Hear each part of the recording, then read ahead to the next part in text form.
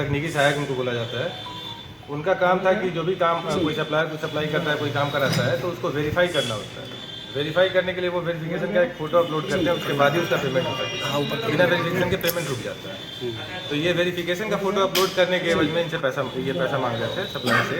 Supplier ने complain किया था निगरानी थाने में, उसका वेरिफिकेशन किया गया, सत्यापन के क्रम में घटना सही पाया गया कि हाँ रिश्वत की डिमांड की जा रही है। उसके बाद कितना पैसा था? 12,000 का डिमांड किया जा रहा था। किस प्रखंड का मामला, किस प्रखंड का मामला मधुबनी के? कलुआई प्रखंड का। क्या नाम है और किस पद पर है उसे? यही हरिशंकर कुमार नाम है, तकनीकी सहायक के पद पे। अपना परिचय। मेरा नाम मोहम्मद वसीम फिरोज है, हम DSP हैं, निगरानी अन्वेषण ब्यूरो कि पटना। पंचायती विभाग में कार्यरत है? हाँ, पंचायती विभाग में तकनीकी सहायक। सर पटना से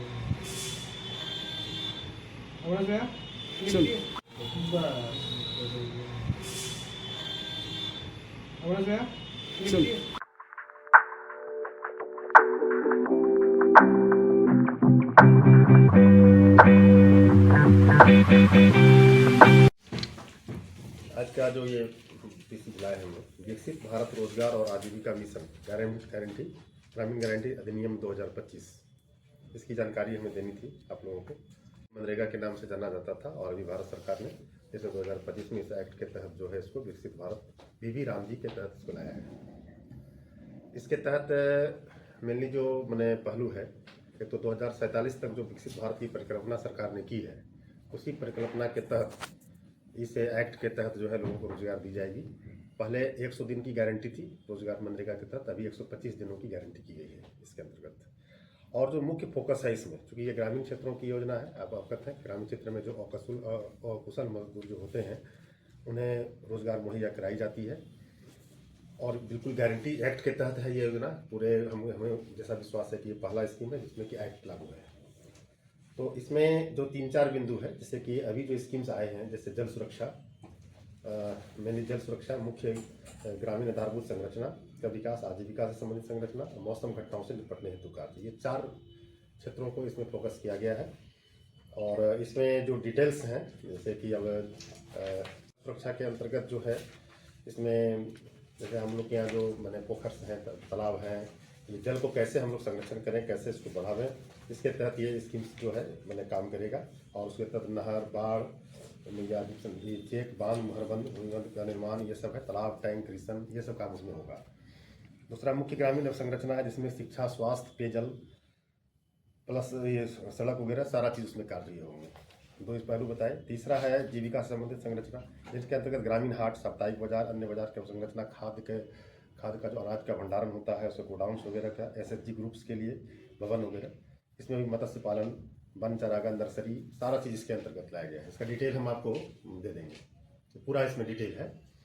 और चौथा जो हम लोगों ने बताया कि मौसमी घटनाओं के अल्पीकरण के संदर्भ में, इसके अंतर्गत है कि नहर, तटबंध, अन्य आपदा अल्पीकरण कार्यों का निर्माण, बाढ़ प्रबंधन के लिए तालाबों, जल संरचनाओं को स्थिर करना, आपदा पश्चात सड़कों, सामुदायिक स्थलों की मरम्मति। तो इस तरह से इसमें भी यह है कि मौसम के तहत जो घटनाएं होती है, मैंने उसको कम से कम किया जाए, ये प्रावधान। ये मुख्य रूप से ये 4 क्षेत्रों में इनको फोकस किया गया है। तो यही था आज का हमारा ये कहना कि मनरेगा के बाद जो ये विकसित भारत जो मैंने सरकार ने ये लाया है अभी स्कीम्स, मेन इसमें 100 की जगह 125 दिन का इसमें स्कीम्स में है, गारंटी स्कीम है। और जैसे पहले था कि बेरोजगारी भत्ता वगैरह जो मिलता था वो इसमें मिला हुआ है। रुको ना, पंकज भाई। डीकॉट वाई डोनियर शोरूम बाटा चौक मधुबनी एवं भेलवा चौक जयनगर मधुबनी। भरपूर मेंस कलेक्शन का जाना माना एकमात्र शोरूम। मेंस वियर में shirt, pant, jeans, cotton pant, formal pant, suit और पैंट, कोट, जैकेट, लोअर, गंजी, तौलिया, रुमाल, बेल्ट, दूल्हे के सभी कपड़े उपलब्ध हैं।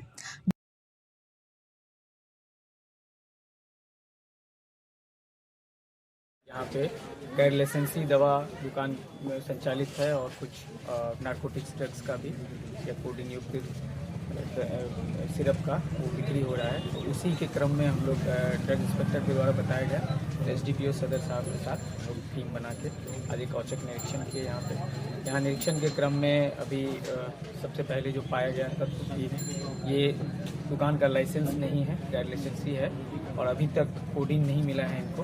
कोडिंग अभी नहीं पाया गया है, कोई नारकोटिक्स ड्रग्स की सूचना नहीं है। लेकिन जो जितने भी दवा, चूँकि ये गैर लाइसेंसी दुकान है तो इसको संचालित करना गैर कानूनी है, इसीलिए इसको सीजर लिस्ट बना के सभी दवाओं को सीज किया जाए। सो पूरे जिले भर में जो है अवैध तरीके से पान परचून की दुकानों में दवा के कारोबार किए जा रहे हैं अवैध तरीके से।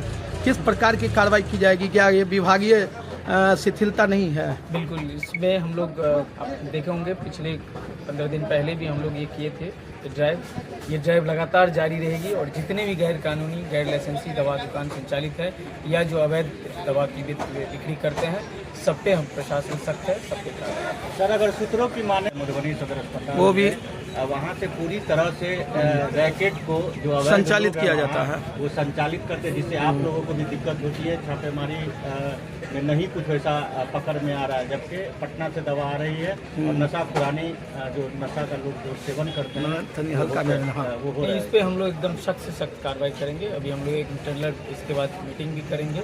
ड्रग इंस्पेक्टर का जो भी इनपुट रहेगा उससे हम और एसडीपीओ साहब संयुक्त रूप से इसका एक इनपुट का टीम है, इसमें हम लोग एक निरीक्षण करके जो भी तक आपका भी ये जो इनपुट आया है इस पर हम लोग जांच करते हुए इस पर आगे विधिवत कार्रवाई करेंगे। सेठानी साड़ी शोरूम बाटा चौक से पूरब मधुबनी की ओर। हमारे यहाँ फैंसी साड़ी, सूट, लहंगा, दूल्हा और दुल्हन के लिए कपड़े उचित दामों पर प्राप्त करें। हमारे प्रतिष्ठान पर पधार कर सेवा का मौका अवश्य दें।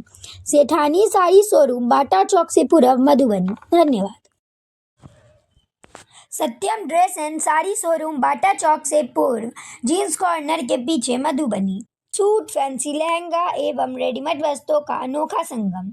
विभिन्न ब्रांडेड कंपनियों का कलेक्शन बच्चे, नौजवान, महिला, पुरुष के लिए हर साइज हर उम्र के ड्रेस मटेरियल उपलब्ध है। एक बार अवश्य पधारें। सत्यम ड्रेसेस एंड साड़ी शोरूम बाटा चौक से पूर्व जींस कॉर्नर के पीछे मधुबनी। मोबाइल नंबर है 8258 26 25 15। धन्यवाद।